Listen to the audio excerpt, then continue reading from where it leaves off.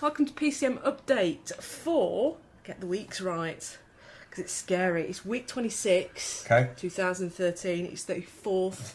It's week 26, 2013. Everybody's dead. And it's the 4th Wednesday of June. Yep. We're at the end of the 6th month of June already. How did that happen? Don't know, really.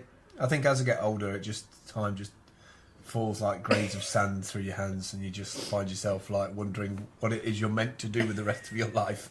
Well, scarily, we're going to, because we didn't do shows last week, but we are going to record something in the slot. We're going to do a bit of a review of the last 6 months, so I think we'll be a bit shocked when we look at how much stuff we've done. But first thing, coming back from Copenhagen, you were talking about spaces and co-working and what we've come back to, and we're here in Nottingham, and what do we have in terms of this?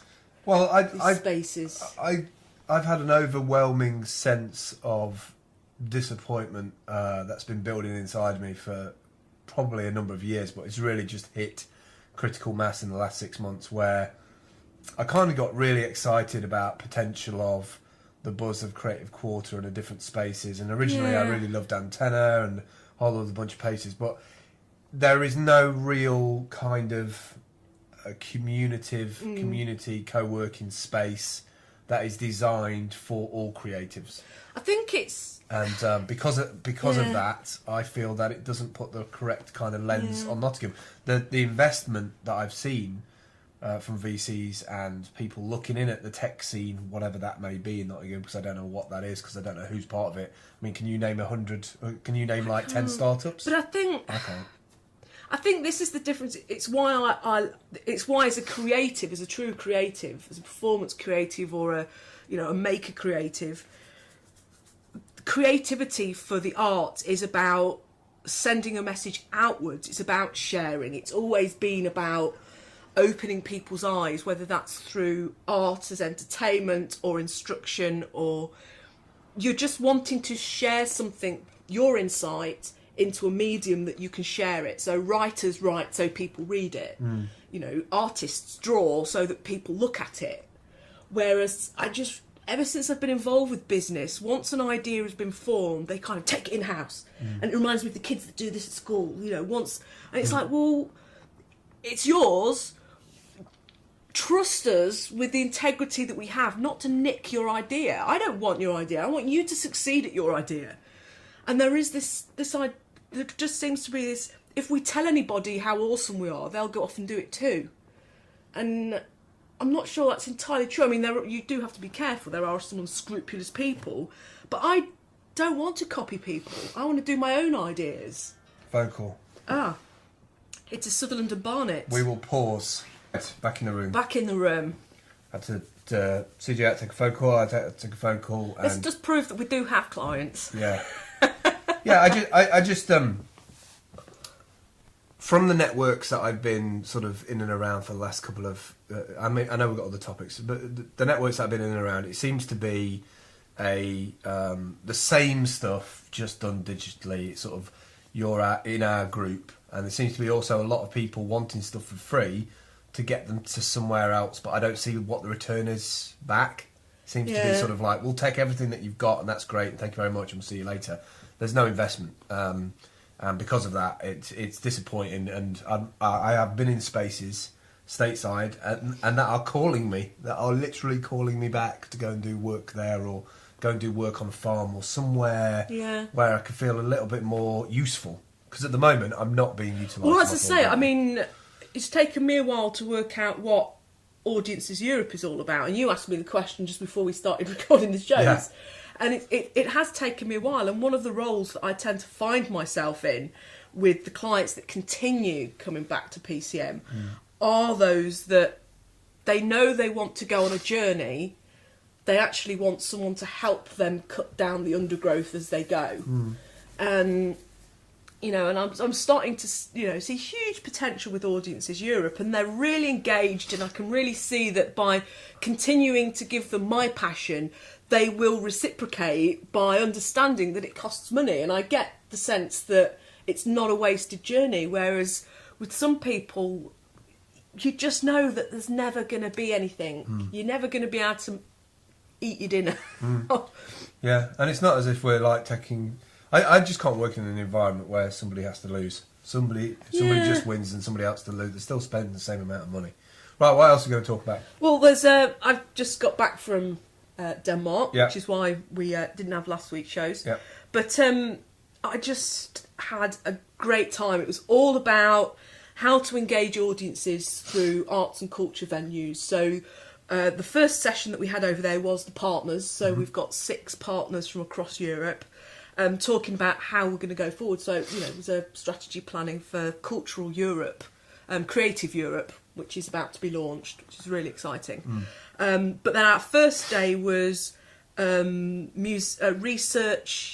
and development. The second day was museums and music venues, and the third day was theatre and festivals, and just really key speakers from across the city of Copenhagen.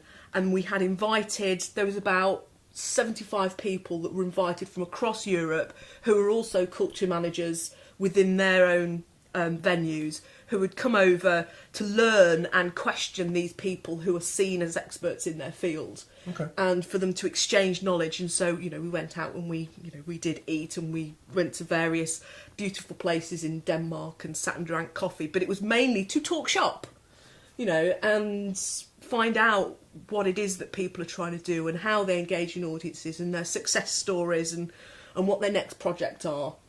So it was a real bubble of excitement that everybody was being asked what they were about and what they were doing and what they discovered. So yeah, I really did get very excited about that. Cool. And then while I was away, of course, you were Pie Streeting slides for your life. So how's Pie Street going? Pie Street's going all right. We've got all the equipment. And we've got all the systems. We've got 4 of them out. I wanted to have 10 out. We've got 4 of them out. The other places I've sort of been thinking about in terms of footfall and getting some decent traffic to see what the potential of the screen is. And I knew it was going to be quite a lot of work, and I tried to fit it in to complement the things that I was working on myself. But I've been kind of lost in myself, but I've applied myself with some new technology. I've sort of taken that technology and gone, okay, instead of just... Because I think what a lot of geeks tend to do is they buy a lot of technology and they play with it. It's really geeky, I've got it and done it, but never use it to full potential.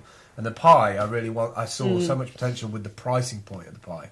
So making content for it. It's been interesting to get feedback from the independents about, they expect it to be on, like straight away, and there's more adverts than this, and to get that sort of feedback from them of how they expect it to work. It's been really good.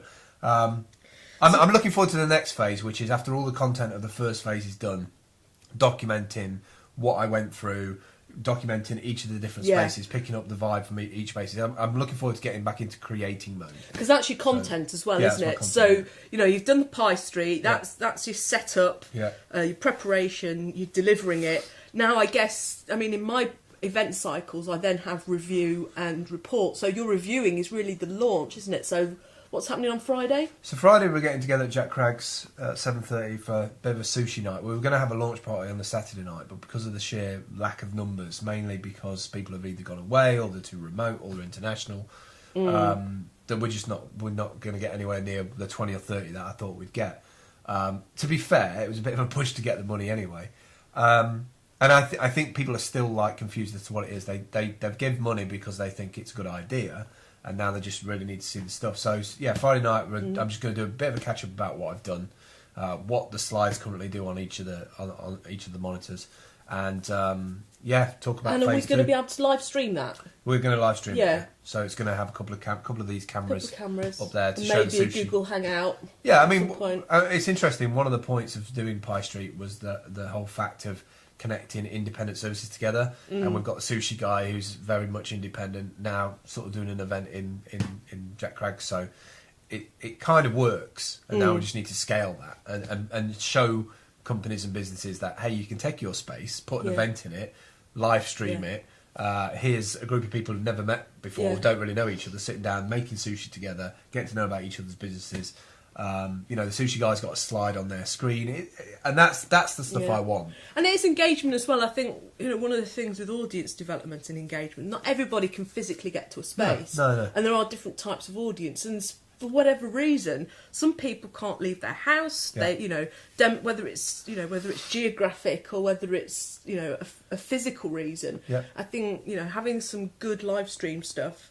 The other, we then had the philosophical alliances versus conformity. This is going to be our web native this week, isn't it? So just quickly touching on this is that I've noticed as well that there seems to be a game out there which is conforming to a norm, and yet there seems to be an alliances part of that where people want people to align and come together and do awesome stuff together, but their idea of alliance and the metrics of aligning ourselves is completely different to mine. Yeah, so we're going to sort of a bit of a talk about our ethics. We're going to ethics and why we don't take certain jobs, why I do pick and choose jobs. Yeah. Instead of just taking jobs and charging somebody lots of money for it because I didn't like it.